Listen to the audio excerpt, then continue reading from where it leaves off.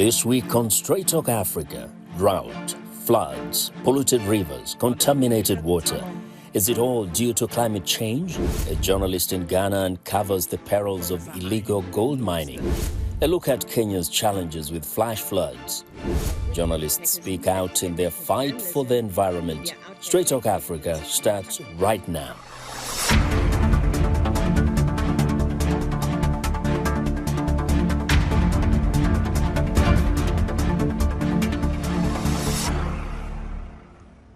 Welcome to Straight Talk Africa. I'm Vincent Makori, your host.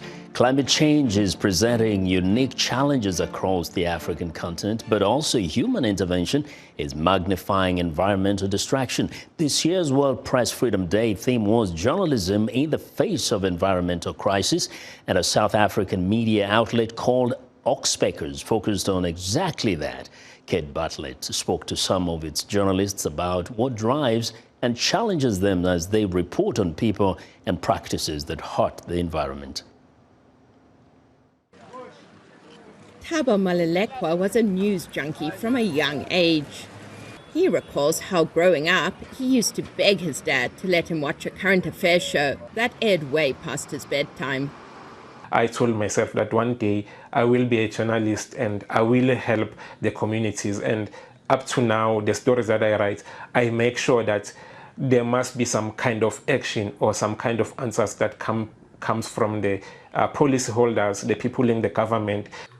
As an award-winning reporter with Oxpeckers Investigative Environmental Journalism, a media outlet headquartered in South Africa, he does exactly that, at some risk. In the stories that I do find officials hiding information from me, and when I go to dig deeper, some of the people will say, please, you can publish this, but anonymously. That shows you that here there is some kind of danger, something is being hidden. He remembers reporting on illegal mining at an abandoned gold mine in Johannesburg. We tried to get some footage, but we were told that here, guys, you can be shot.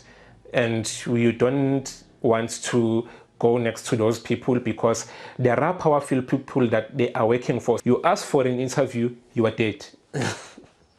But he keeps reporting, saying the issues he covers are crucial to people in impoverished communities who don't have a voice. And Oxpeckers' stories do make a difference. An investigation into mining near a major water source in South Africa brought change. And there were plans by a mining company to mine coal. We reported on that, and that has resulted in a lot of changes around policy and laws relating to mining and how it should operate. Oxpeckers relies on cutting-edge technology combined with boots-on-the-ground reporting to expose environmental offences and track perpetrators. We've also used a range of other tools that include satellites, drones, and various multimedia tools. So we combine geojournalism, data journalism, and these other new media tools with traditional investigative journalistic techniques.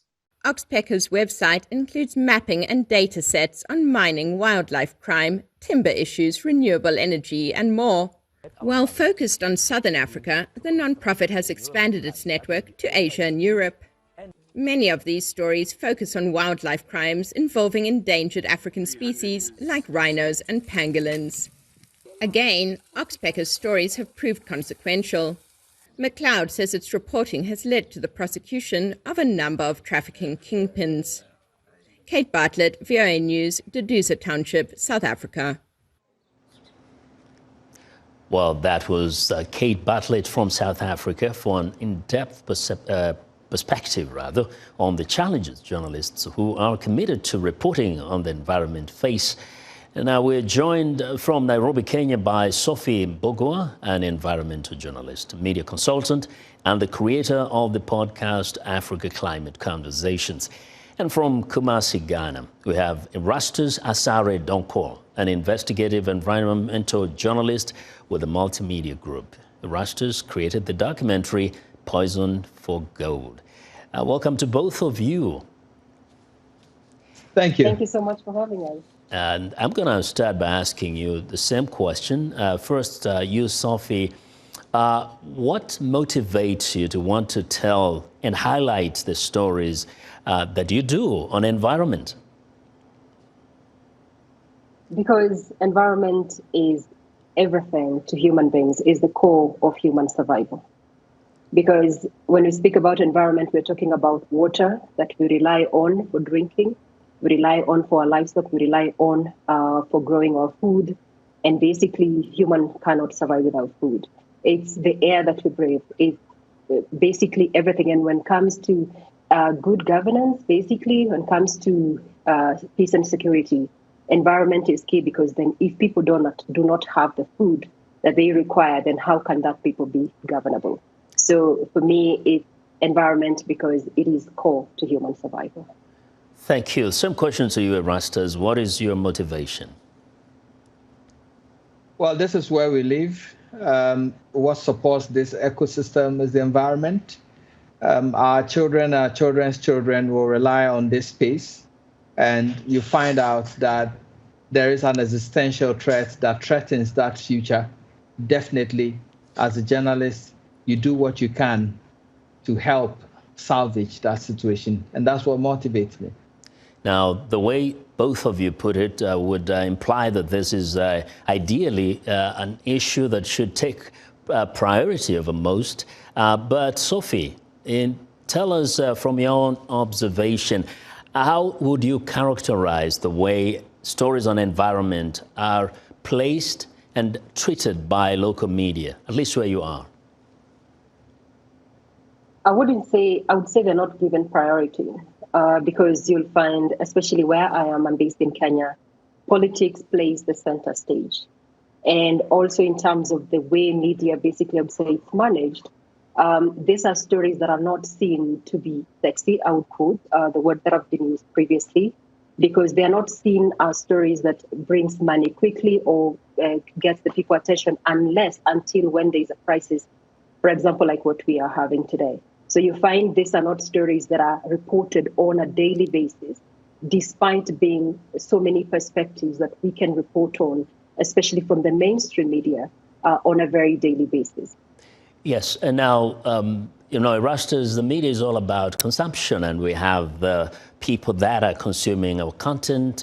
Would you say that perhaps the lack of that kind of level of interest or prioritizing is not about the media managers, but more so about the demand, and that the people don't have necessarily the appetite for environmental-oriented stories, perhaps not understanding the importance of those stories? It's a complex issue of both. You find that the people in communities directly affected by the environmental issues I cover, predominantly the impact of illegal mining. When they are affected by it, they want to know more. They want to see the stories. But many of them also rely on illegal mining itself to survive. And so there is that conflict of interest in whether to stage a demonstration or to prevent people from doing the same thing or not. And so constantly you find that conflict as the reason why people will not show so much interest in environmental stories, especially illegal mining for gold. Yeah, and we know that covering stories, making documentaries about anything has to do with financing. Sophie, I know that at some point you embarked on doing something really big, and funding perhaps has been an issue. Can you explain to us how you found the terrain on funding for environmental stories, environmental documentaries? It's rather challenging because I have been a freelance journalist for the last 10 years and on environmental issues. And you find in most cases we have from Africa, mainly we have to rely from funding or grants that are coming from the West.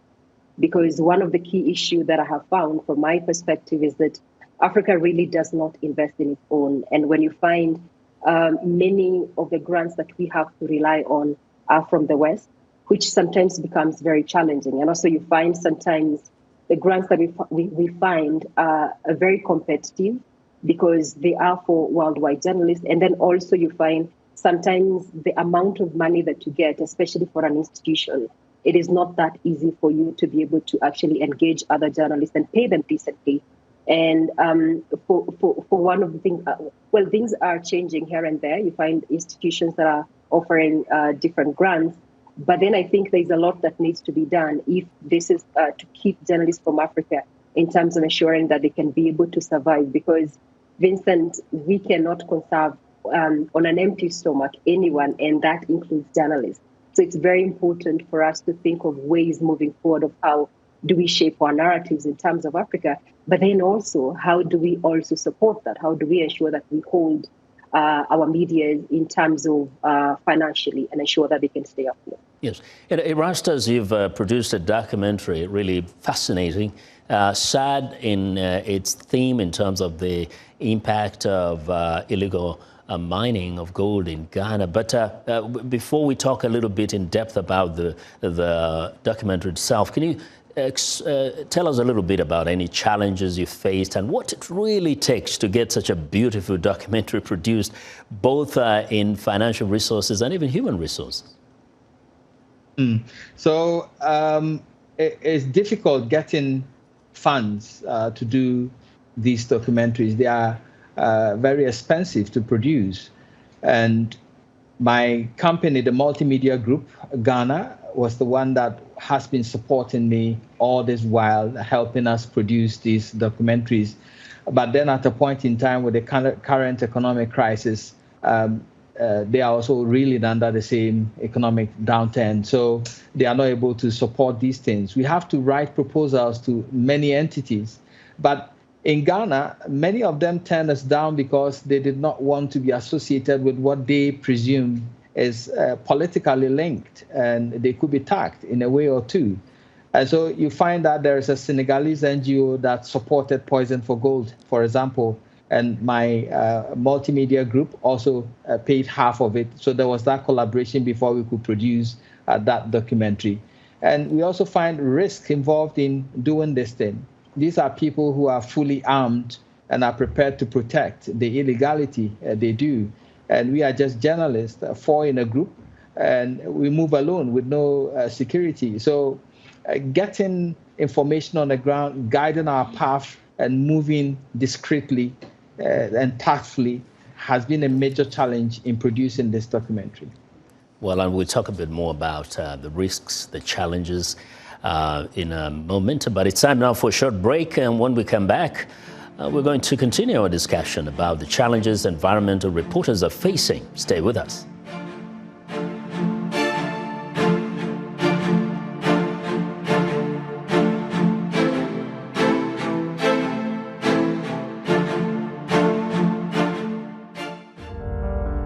In times of change, when the world seems uncertain and what we hear doesn't reflect what we see,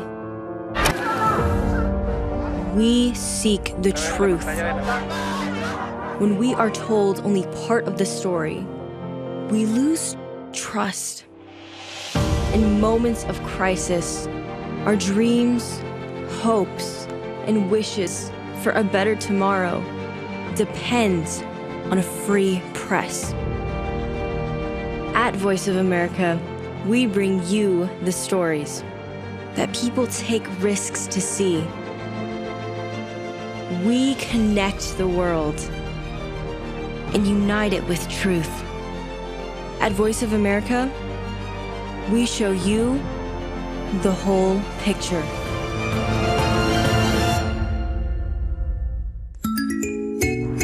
Actor Denzel Washington once said, "A mother is a son's first true love. A son is a mother's last true love."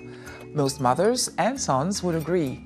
This week on Our Voices, we explore that unique bond, what it means to mother and son, and how a mother's love could help her son bring out the best of him.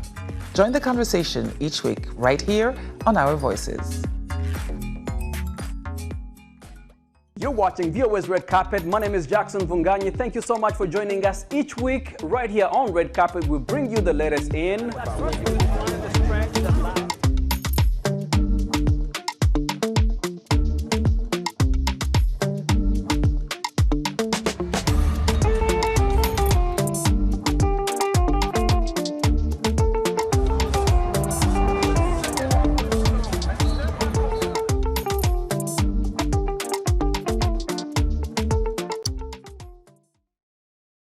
I think something needs to happen in the curriculum of journalism to help us understand these issues better. It is impossible for you to be taught about everything, but I don't think that is an excuse for a journalist to not report as they should. We have been taught how to research.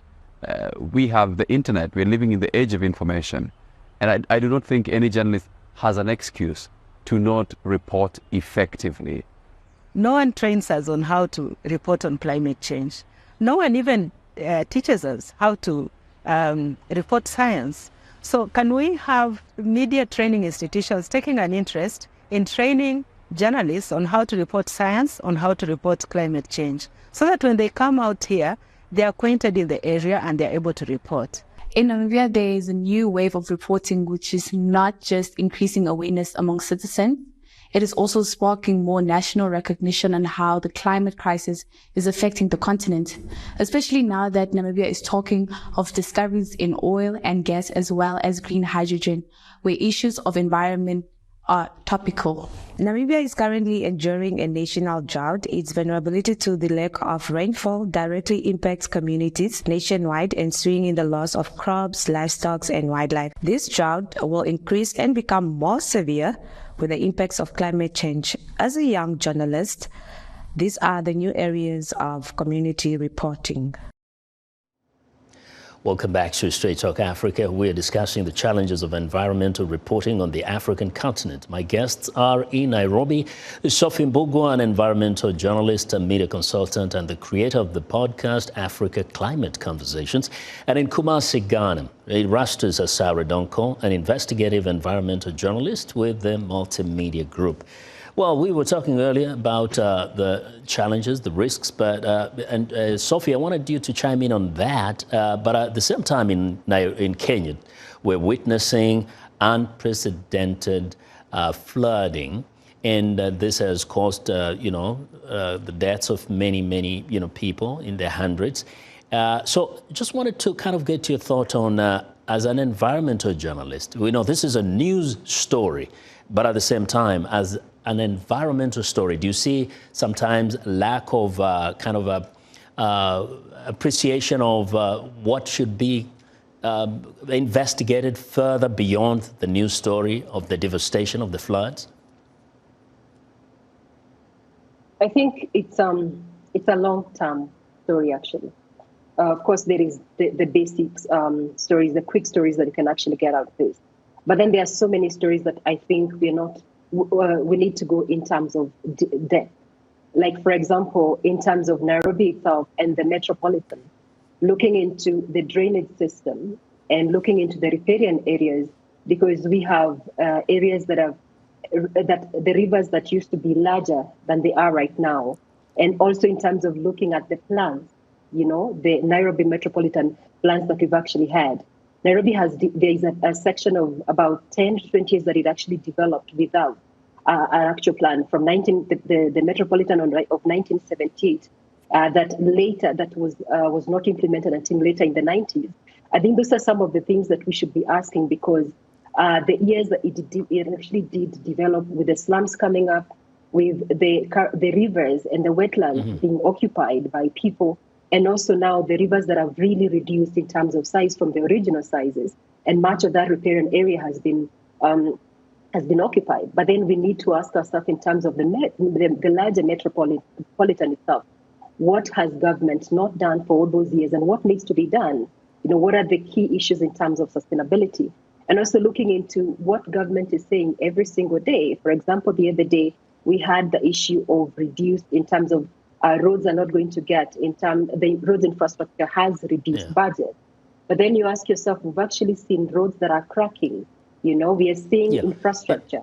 Right now, Yeah, I just wanted to say, now, you sound like you're saying there's also a clash sometimes between the reporting of truth about environment, but also a clash from the government or authorities in terms of acknowledging the environmental dimension to some of the things that we're witnessing. Do you see or do you experience either risk or challenges in trying to get that information out, but also getting information from the government as regards what is being done and whether environmental factors are being considered when either constructing or planning for the future of a country like Kenya?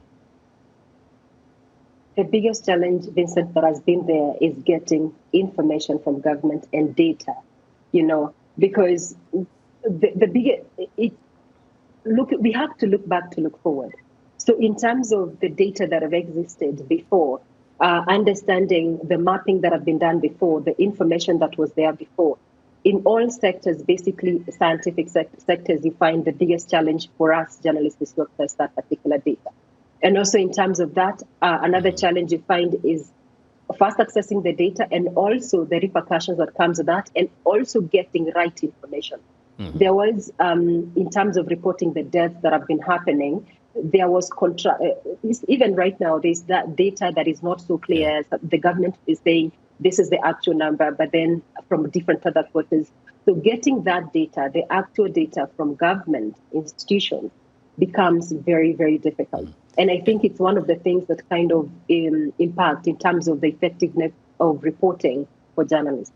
Yeah, which all of us should be, realizing that at the end of the day, the implications and the impact of the fallout from these climate changes, kind of touch on all of us. Now, Erastus, you've done this very fascinating documentary, but really sad. Now, you started so well by comparing the waters of the rivers and the tributaries in Ghana to the blood that literally, flows through our veins. Can you explain to us first what the illegal gold mining is and how it happens in broad daylight? Because we see those people actually are not hiding when they're doing it. Well, so you are supposed to go through a line of processes to be able to mine in Ghana. Many times you find people not going through those processes, doing the exploration, getting the geological data, applying for permits from the EPE, from the various institutions, and they go ahead and mine. Then we also have people who are using other technological means like the Shamfan machine you see on your screen sitting directly on river bodies. That is purely criminal. In fact, the law does not allow mining 100 meters to a major river, 25 meters to a small river or a stream or any other sort. There's a buffer zone policy. People are violating this and going ahead to mine and spill the contaminants from mining into the environment, into rivers and streams. So that is the illegality. Now, can you briefly, if I may stay with you, explain how this has impacted communities? What essentially is happening when they go through the process of mining and cleaning that gold? And what is happening to the people of Ghana who live along those rivers? So I can tell you that currently, almost all major rivers and streams in Ghana are highly polluted. And per the data from the Ghana Water Resources Commission, we are seeing turbidity units running from 500 NTU to 8,000 NTU for major rivers like Ankobra, Pra, that is treated for the citizenry. And the accepted level is 5 NTU for drinking water. So you can imagine. Now you have major rivers flowing through Ghana, and you cannot use it for anything. You cannot use it for agriculture. You cannot use it for drinking purposes. You cannot swim in it. It just flows like a plague, polluting the sea. That is the situation in Ghana at the moment. And many communities who rely on farming are currently out of jobs because they do not have readily available water on the farm. They have to transport water from the house to these farming communities to be able to farm. And that is the severity of the situation in Ghana at the moment. And we've seen the deformed babies being born in those areas and other forms of illnesses. Indeed, the repercussions reverberate way beyond the immediate communities. Now, Sophie, somewhere earlier, some of the journalists talked about we're all trained anyway, we should be able to report on environment. But someone else said not everybody has the kind of training or knowledge on how to report on environment. Do you see a lack of proper training? Do we need more training in environmental journalism? Or is it just that many are not taking up the challenge because there's no money in it, or the media houses are not as interested? I think as long as you're a trained journalist, it's just that you have the basic of journalism. Myself, I'm trained as a journalist, and you have to develop an interest in terms of that. It's basically the same. There's not anything different, but there's need to dedicate the time. And of course, understanding the scientific issues, and understanding different issues in terms of weather and climate. I don't believe, I come from a school of thought that as long as you're a trained journalist, you can manage to actually report on environment. But Vincent, the challenge is you find people don't think there is money until now it becomes, people start thinking that there is money, that we find now people start rushing into it. There've been a lot of, for science journalism in Africa, health has taken a lot of space because there've been a lot of investment for health reporting. As long as there's no much reporting funding in terms of environmental journalism, then journalists will not dedicate that time. But I think we as journalists, is something that we have to, Erastus said, it's something for not just for us, but also the future generation. It's something we have to ask ourselves, what do we need? What kind of a home do we need for the continent? But for journalists, it's not an excuse. As long as you're a trained journalist, you can actually manage to do environment reporting. We need to stop thinking about, is there money? What am I getting out of that? But thinking in terms of ahead and what we need for our common home. Yeah, so be motivated by something else other than money. Erastus, in terms of the kind of training, I mean, it's been highlighted here. Sophie says everybody can do this if you're a properly trained journalist. In terms of the interest, do you see that more interest in Ghana? And also, do you see the connection between reporting on environment and also the knowledge at the community level to get that kind of enthusiasm from the community members for talking about environmental issues and they themselves taking some action? Well, so you have more than 1,000 journalists in Ghana, and you have a few of them, about 20 or 15 of them reporting on the environment, and even such a topic like illegal mining. It tells you the interest in there. Part of it due to financial constraints, part of it due to the risk involved that people, some journalists are afraid of entering into this area. But in all, I think the public interest and the fact that this is an existential threat need to motivate us more to do what we can, whether you're trained in that direction or not. Really commend you for the work you do. I'll have to leave it right there. Thank you both, Sophie Mbugua, an environmental journalist and the creator of the podcast Africa Climate Conversations, and Erastus Asare Donkor, an investigative environmental journalist with the Multimedia Group. Thanks to our affiliate stations for broadcasting Straight Talk Africa, across Africa, the continent. I'll see you next time.